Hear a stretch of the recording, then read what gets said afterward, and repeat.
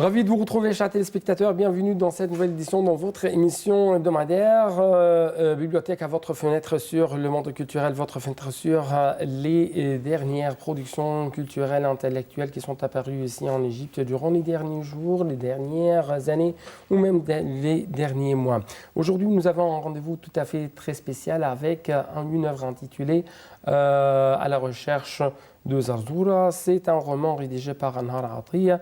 Le roman jette la lumière sur une fille qui a atteint 30 ans, mais malheureusement, elle n'a pas arrivé, ou plutôt, il n'est pas arrivé à se marier pendant même cet âge, ce qui fait de grands problèmes avec sa famille. C'est pourquoi Alia, ou ce personnage de ce roman intitulé À la recherche de Zarzoura, essaie toujours de se rebeller et de se connaître à travers un voyage, ou plutôt une aventure au sein du désert. Donc actuellement, je dois vous laisser avec les grandes idées de ce roman. Pendant le prochain reportage, après cela, on va rencontrer notre auteur.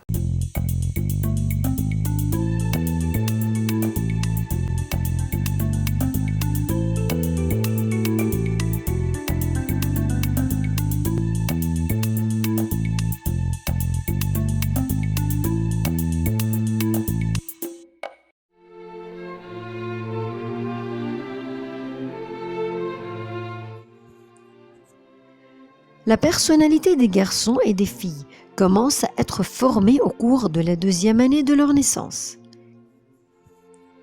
Il est donc impératif que les parents commencent à consolider chez leur enfant la foi islamique et l'amour de Dieu. Ils doivent leur enseigner d'une manière douce et flexible la moralité et les valeurs islamiques, la véracité, la générosité et l'aide des autres.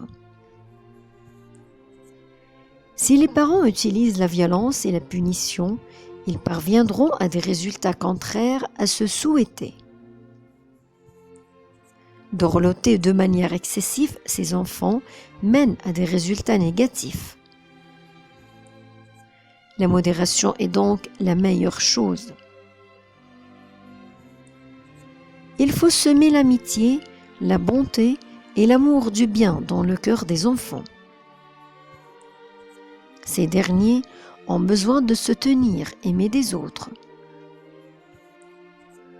L'enfant se nourrit des sentiments qui lui procurent sa mère, son père et sa famille, au même titre qu'il se nourrit d'aliments pour assurer la croissance de son corps et lui transmettre la chaleur de la vie.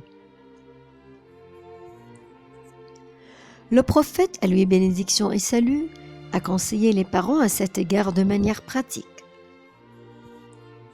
Abu Huraira, qu'Allah soit satisfait de lui, a dit « Le prophète a embrassé Al-Hassan ibn Ali devant Al-Aqra ibn Abbas el-Tamimi. Ce dernier a dit « J'ai 10 enfants et je ne les ai jamais baisés. » Le prophète lui a dit « La miséricorde n'est point accordée à celui qui ne fait pas preuve de miséricorde. »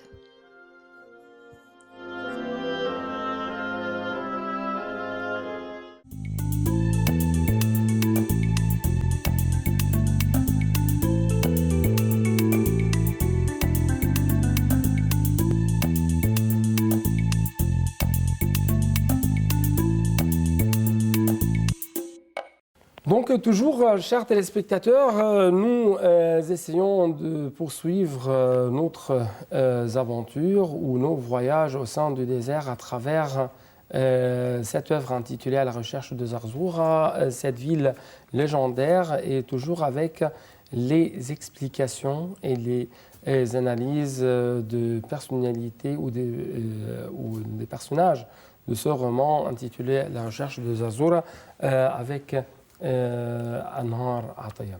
Anhar, vous êtes toujours la bienvenue. Merci. Il m'intéresse la partie si aujourd'hui on n'avait pas de l'amour ou continuité pour cette histoire, elle va trouver un amour par une autre fois. et quelqu'un dont qu'on peut s'attirer à lui.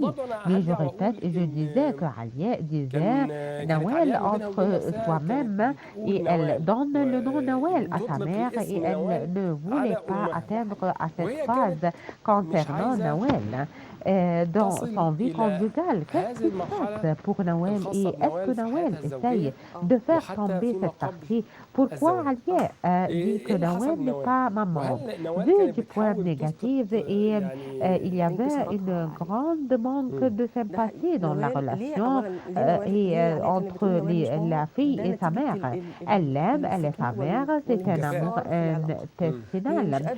Et si on ne savait pas, elle ne savait pas dire maman, parce qu'elle n'avait pas senti cette maternité. D'autre côté, la maternité est une tendresse et elle n'avait pas trouvé cette tendresse en elle. D'autre côté, Noël, l'adolescente universitaire qui avant refusé à se marier quand elle est à l'université, à se marier avec un homme qu'elle ne l'avait pas choisi. Elle laissait l'université, elle n'avait pas complète ses études. Elle trouvait qu'elle avait fait ces choses comme tous les gens ordinaires. Elle s'est mariée avec la vue de la grand-mère de Alia. Et Alia elle-même ne voulait pas respecter la même misère. Pourquoi je vivais de la même façon et vous n'êtes pas heureuse? Noël regarde qu'elle marchait ou qu'elle est juste et elle l'avait dit, j'avais écouté les paroles de tout le monde pour ne les fâcher pas. Et vous me faites triste. Oui, elle trouve que sa fille, pourquoi elle ne suivait pas le même chemin.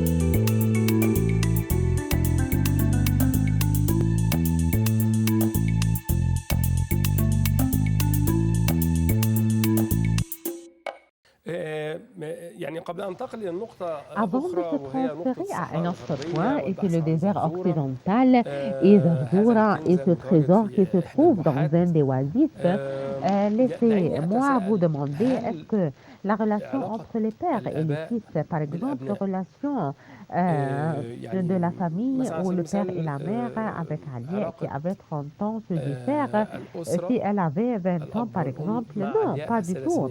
Elle se rebelle hors des coutumes connues socialement. Chez nous, les jeunes aujourd'hui, des 18 ans jusqu'à 25 ans, n'ont pas le point de l'explosion. Ils ne vont pas permettre à quelqu'un à se presser contre eux jusqu'à ce que ce point de l'explosion, la partie d'obéir maman ou papa pour ne pas se fâcher, vu de la différence de la nature et de la technologie et les moyens de contact social qui se trouvent actuellement et qui est différente à leur ambiance. Et peu d'entre eux qui atteignent la phase que je suis sous une grande pression et je ne veux pas accepter plus que ça. Non, ils n'écoutaient pas même les paroles de leurs parents. Je ne veux pas généraliser. Non, ils écoutaient ce qui l'intéresse et ils mettaient à côté qu'il ne l'intéresse pas. Et s'il est poli et gentil, il répondait d'une façon bien sympathique. Mais si quelqu'un sans qu'il n'est pas gentil, il répondait avec une même façon qui n'est pas bonne. Mais c'est de caractère, on ne se trouve pas dans la génération de trentaine d'années. Il ne répondait pas. On peut écouter et se taire sans répondre.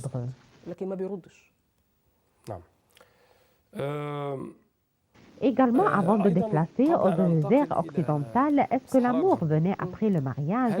Peut-être. Comment? L'amour est un sentiment que ce personnage vous complète, que ce personnage, vous ne savez pas vivre sans lui. Peut-être vous pouvez trouver après le mariage que ce que vous avez marié est un personnage excellent et grâce à Dieu, je le marie. Je suis parmi les gens qui sont convaincus complètement que ces deux personnages peuvent se rencontrer et ils peuvent dévoiler après le mariage que leur choix est juste. Et ils peuvent s'aimer. Et je veux dire, s'aimer, pas s'accoutumer seulement. Non, ils peuvent s'aimer avec des sentiments sensibles très forts.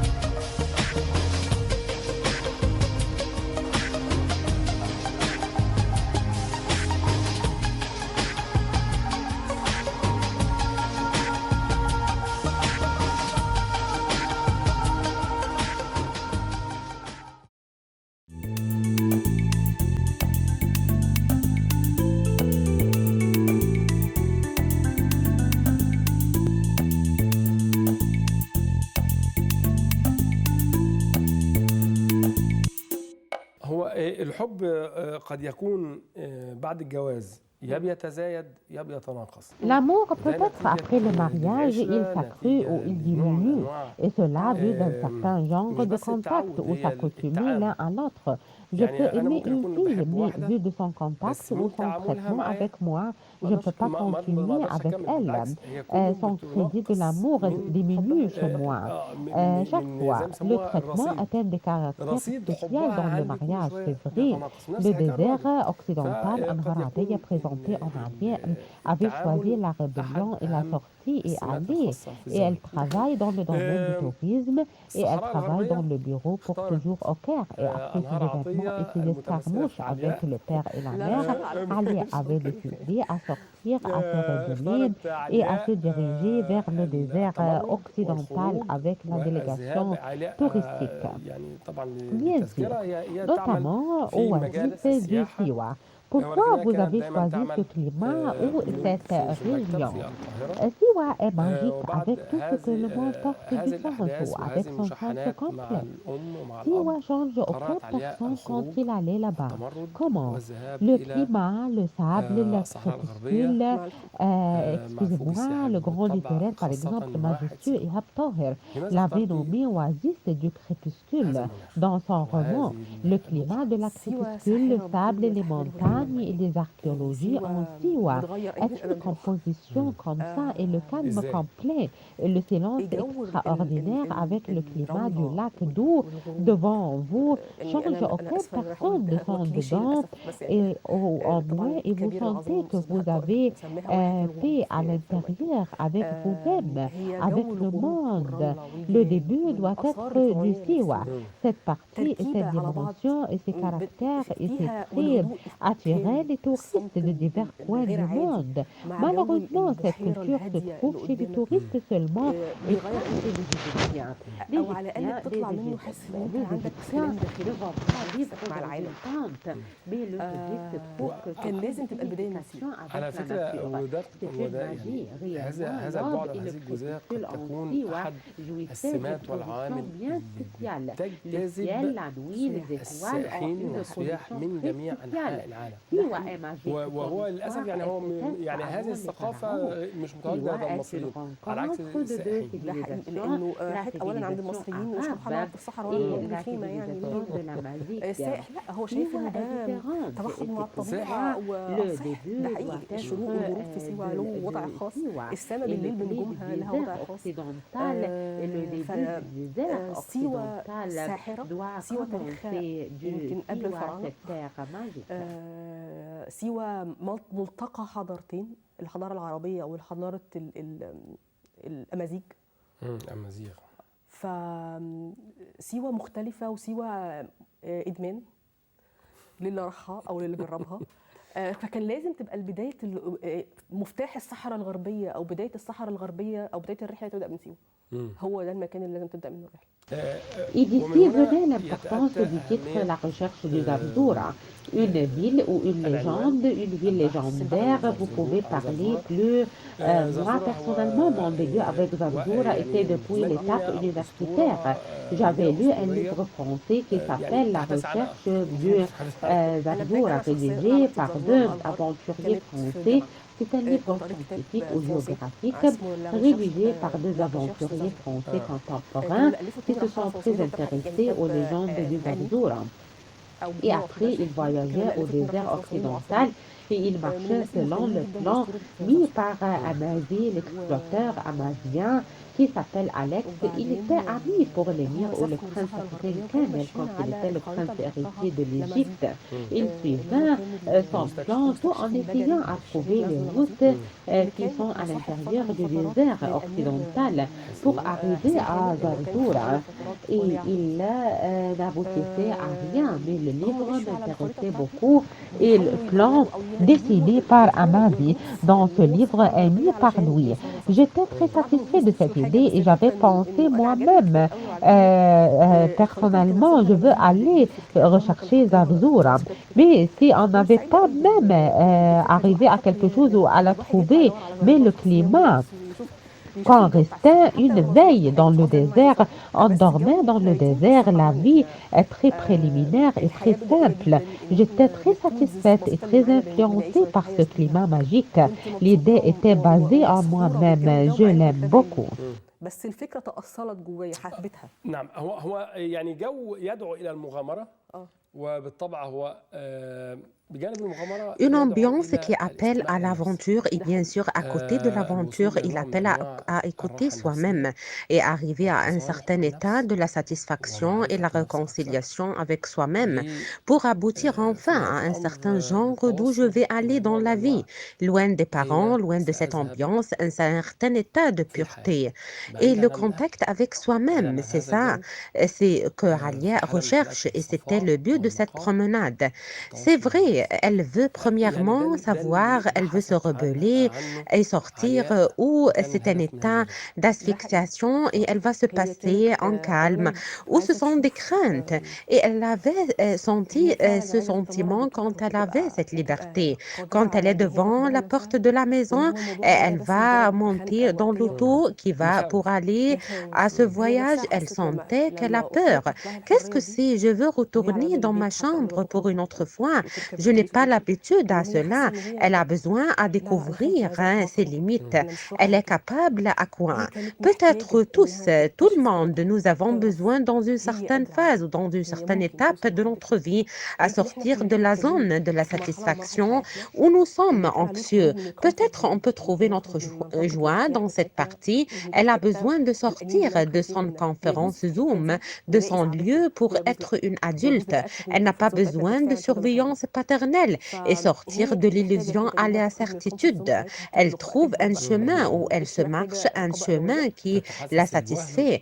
Avant de faire satisfaire la société, c'est l'idée du Zarzura avec une façon symbolique. فدي فكرة زرزورة بشكل رمزي. Donc, c'était tout pour cette édition, pour cette première partie de notre discussion de cette œuvre intitulée La recherche de Zarzura. Mais je dois vous promettre que nous allons continuer, nous allons poursuivre toujours notre voyage, nos aventures au sein du désert occidental à travers la recherche de Zarzura. Donc, à la prochaine.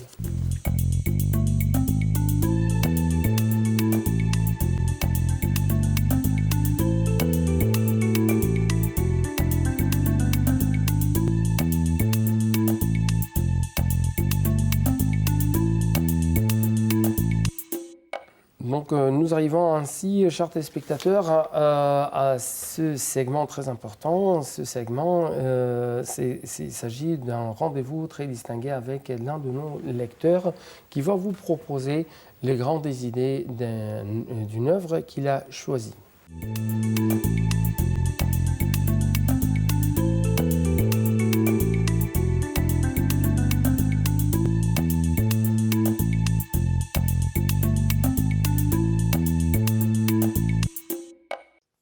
Ibn Kathir a décrit Ibn Sayyid al-Nas, l'auteur du livre d'aujourd'hui, en disant « Il a rédigé une bonne biographie en 2 tomes ». L'imam Al-Hafiz ibn Hajar a dit que son livre était un bon ouvrage. L'imam Ash-Shawkani a dit que ce livre était parmi les plus célèbres biographies du prophète qui ont servi les gens de son époque et ceux qui les ont suivis. Il dit au début de son livre « Lorsque j'ai consulté tout ce qui a été écrit sur le prophète, à lui bénédiction et salut, ses conquêtes et ses jours, j'ai trouvé des choses trop détaillées et d'autres, trop en bref, qui négligent les détails. Le livre dont nous parlons figure parmi les plus importantes biographies du prophète. La preuve est qu'un certain nombre d'auteurs s'y sont référés, comme le cheikh Mohammed ibn Moussaf al-Salihi. Dans son livre « Les voies de la guidance », une biographie du prophète connue comme étant la biographie syrienne, et le cheikh Ali Ibrahim al-Halabi, dans sa biographie du prophète appelée la biographie Halabi. Le livre a suscité l'intérêt des érudits qui l'ont expliqué et résumé. Parmi ceux qui l'ont expliqué figure l'imam Al-Hafiz Burhanuddin al-Halabi Sabat ibn al-Ajami, dans un ouvrage intitulé Nour al-Nibras, explication de la biographie du prophète par Ibn al-Nas. Le cheikh Youssef ibn al-Hassan al-Hanbali l'a expliqué également dans un livre intitulé Iqtibas al-Iqtibas لحل مشكلة ابن سيد الناس. Dans ce livre, l'auteur classifie les événements selon un ordre chronologique. Il commence en parlant de la famille du prophète, à lui bénédiction et salut, sa naissance, sa vie avant la révélation, sa vie à la Mecque, puis son immigration à Médine et les conquêtes qui ont eu lieu ensuite, comme la conquête de la Mecque et les événements qui ont suivi jusqu'à sa mort. Il termine le livre en parlant des traits caractéristiques du prophète et de sa moralité, ainsi que de certains membres de sa famille et de ses enfants. Que Dieu fasse miséricorde à l'écrivain de ce livre.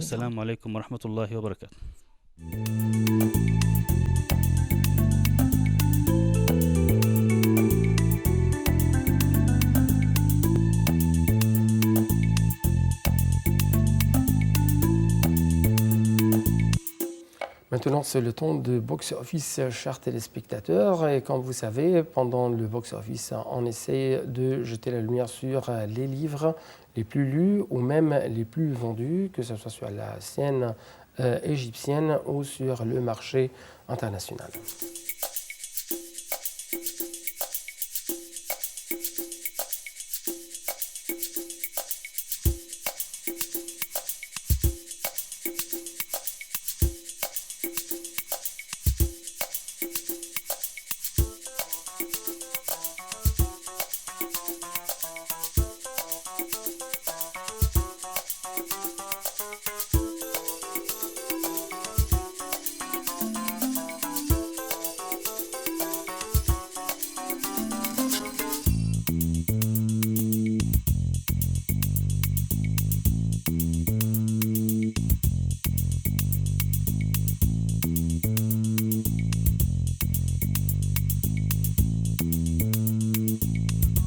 Facebook.com/bibliothèque, c'est notre adresse à travers les médias sociaux.